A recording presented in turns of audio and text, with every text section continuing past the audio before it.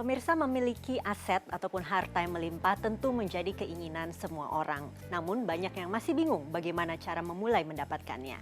Kreatif membangun aset, itulah topik perbincangan kita di pagi hari ini, tentunya dalam Cerdas 5 Menit.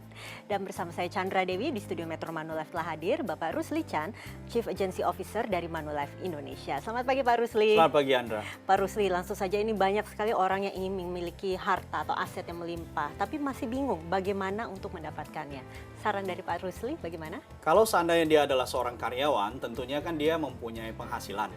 Hal pertama yang harus dia lakukan pada saat dia memiliki penghasilan itu, uang tersebut harus dia kembangkan. Jadi dalam bentuk investasi misalnya. Selain daripada itu, sebagai karyawan dia juga bisa secara kreatif untuk mencari sumber penghasilan lain asalkan tidak mengganggu waktu kerjanya. Jadi pada saat dia kerja ya dia harus fokus kerja secara maksimal. Jadi dia bisa gunakan waktu luangnya itu untuk mencari bisnis yang menarik buat dia, yang sesuai dengan fleksibilitas waktunya dia. Contohnya bisnis online ataupun jadi agen asuransi, contoh seperti itu. Oke, tapi Pak Rusli, biarpun pendapatan bertambah, terkadang juga kita tergerus dengan gaya hidup. Kita masih belum bisa membedakan mana keinginan, kebutuhan, belum lagi pastinya agak sulit untuk menyisihkan dana untuk ditabung. Barangkali ada tips kreatif bagi mereka ini, Pak Rusli? Tentunya kita harus bisa menentukan skala prioritas. Apa yang harus kita spend untuk kebutuhan, ya, biaya yang harus kita keluarkan, sesuatu hal yang kita kategorikan sebagai kebutuhan. Kita harus tahu itu apa saja, biaya-biaya apa saja. Selain daripada itu, upaya pertama sekali kita punya penghasilan yang harus diinvestasikan dulu, sisihkan untuk investasi. Untuk tahap awal, kalau kita mau lakukan investasi, kita perlu tahu tujuan investasi kita apa, kemudian berapa lama jangka waktunya, kemudian profil resiko kita seperti apa. Apakah kita kategori orang yang konservatif, ataukah moderat, ataukah kita orang yang berani ambil resiko. Tentunya tipe profil tersebut itu akan menentukan instrumen investasi mana yang tepat buat kita. Dan kita bisa mulai dengan cara yang nyaman, dok. Dengan cara yang sederhana, contoh seperti kita beli reksadana misalnya. Jadi dari situ kita bisa mulai investasi dan diversifikasi. Oke, terkadang untuk mendapatkan aset, harta, kita juga kadang-kadang harus berhutang begitu ya Pak Rusli. Betul. Ya, seperti memiliki rumah dan sebagainya. Nah, apa dengan mengetahui kapan waktu yang tepat untuk berhutang, ini bisa dikatakan strategi kreatif juga?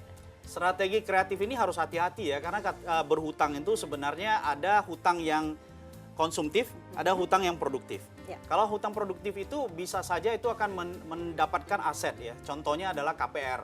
Jadi kita investasi ke rumah tapi dengan berhutang ke bank, dengan kita bayar DP tapi kita cicil, tapi kita akan dapatkan aset untuk jangka panjang. Jadi kalau seandainya kita itu mau berhutang untuk menambah aset, sah-sah saja asalkan hutang itu kategorinya adalah hutang yang produktif. Artinya bisa membuat aset kita berkembang.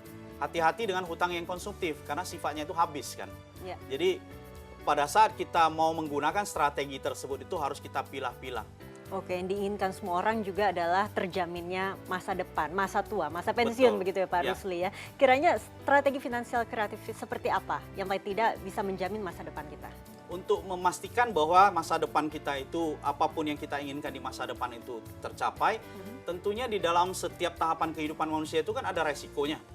Jadi pada saat kita membangun aset, jangan lupa kita juga memproteksi diri. Ya, semasa kita masih produktif itu kita ingin membangun aset. Di dalam masa produktif itu justru ada resiko-resiko yang mengintai. Sehingga di dalam proses tersebut kita harus memastikan bahwa kita punya perlindungan terhadap diri kita, juga perlindungan terhadap aset kita. Contohnya perlindungan terhadap diri kita itu kalau seandainya kita produktif, tentunya kita harus melindungi diri kita kalau seandainya terjadi sakit. Kita harus punya biaya yang cukup untuk menghadapi hal tersebut.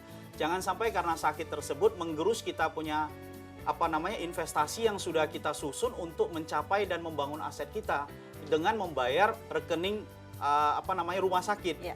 Justru kalau kita punya proteksi asuransi, otomatis perusahaan asuransi akan membayar klaim yang terjadi dari biaya rumah sakit, dan di saat yang sama aset kita tidak tergerus atau rencana kita membangun aset tidak terganggu. Baiklah Pak Rusli, terima kasih banyak atas kehadirannya ya Pak ya. Sama-sama. Dan pemirsa, demikianlah Cerdas 5 Menit, Cerdas Finansial untuk episode kali ini. Saya Chandra Dewi, sampai jumpa. Dipersembahkan oleh